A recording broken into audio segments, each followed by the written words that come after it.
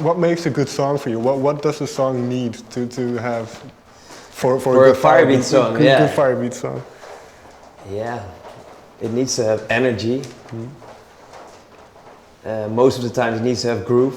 Not always, but we intend to have groove, samples, cool samples, and a bit of the rough, edgy feeling in it. That's really important, I think, for our tracks. Yeah. And then, like you say, you've been together for 8 years. I'll start with you. Is there something that you've learned from him, or he has taught you that kind of sticks with you now? Yeah, you learn a lot, especially in the beginning. Now we know how we work, but from him, especially like sitting on the mix down for like long and hours on one loop. That's something he's very good at, and yeah.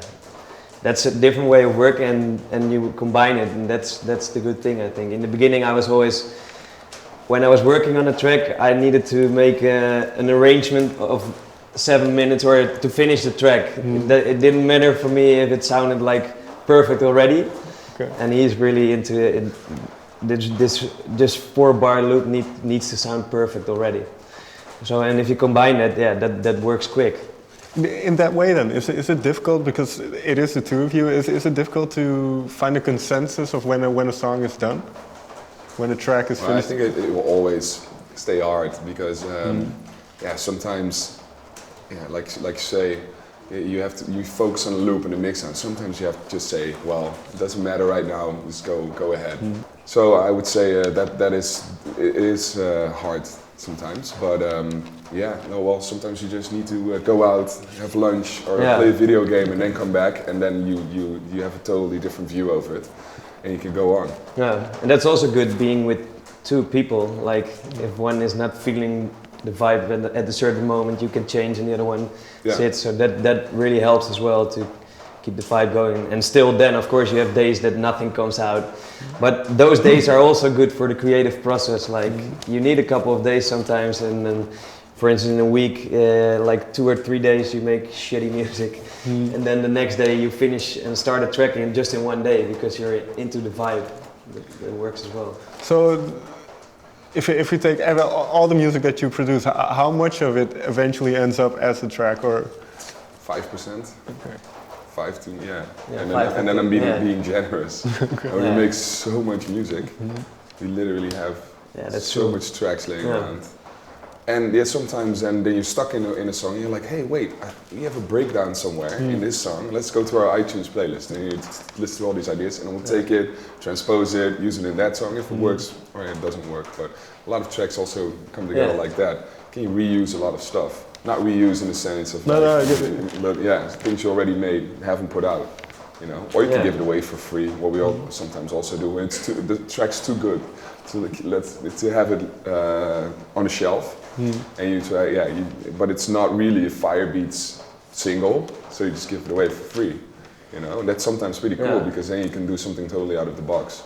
Is that a difficult thing to do at times, to go outside of what you're used to and what people expect from you? Yeah, of course, like you're getting in a certain flow, and your name is rising and rising, so people start expecting stuff from you.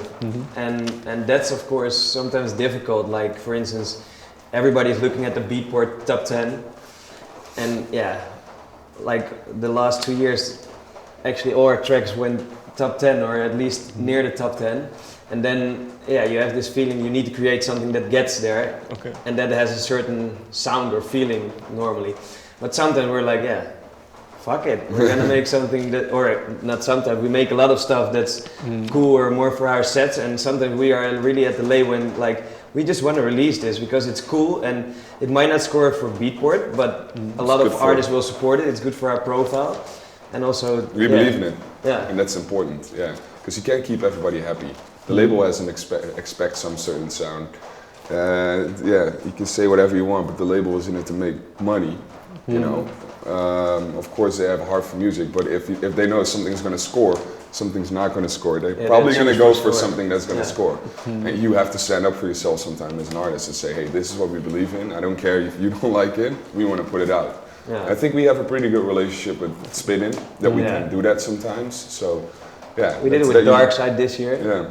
Yeah, that was really that was one of those tracks. Going back to our roots actually, and the support on that one was really good. Like outside our normal box of DJs that played our tracks. Yeah. So it gets Porter Robinson, Zed, like Axel and Grosso. So that was really dope to see the support. But that one didn't score on Beatport.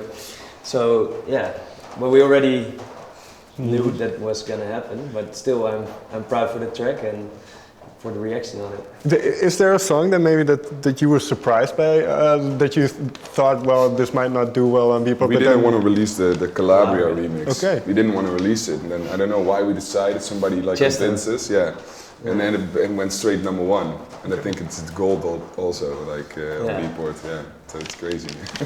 Does your opinion or the way you experience some of the tracks, does that change over time? Because I assume. Well, we've become a lot easier.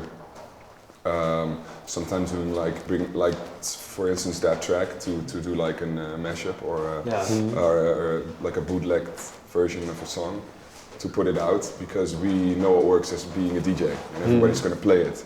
And it's cool, you have it exclusively for yourself for a couple of months and then you put it out. It just works. But works great, but we don't intend to make it for a Beatport number one. It is for the sets, and then then we decide to maybe put it out. Yeah.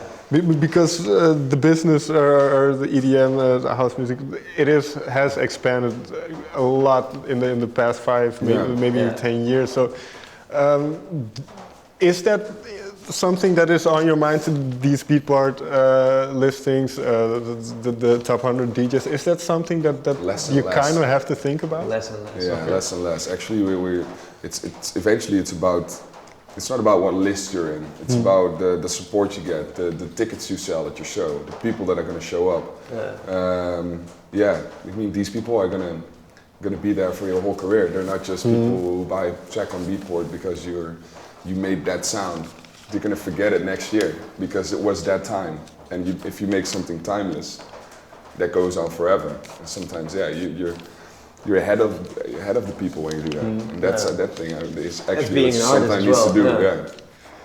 Finally, then, is there one thing that a fan or somebody in the audience has told you about your music that you remember? A fan? Yeah, there's something that a reaction. Like last week we had it. Okay. Like this guy that played he said all our radio shows, everything. He was it was such an honor for him to meet us, and when you see that, that's a great feeling. And kid almost started crying. Yeah, he almost started crying. He choked up really bad. We were like, oh. Of course, that's like an honor actually that you can do that with your music. Like it make people happy, or they say something about it. It helps me. I'm having a hard time, but I listen to your music, and it makes me happy. Yeah, that's dope. Yeah. Thank you very much for your time. Thank you. Thank you. Thanks. It's a great interview. Yeah, man. Dankjewel. Echt top, man.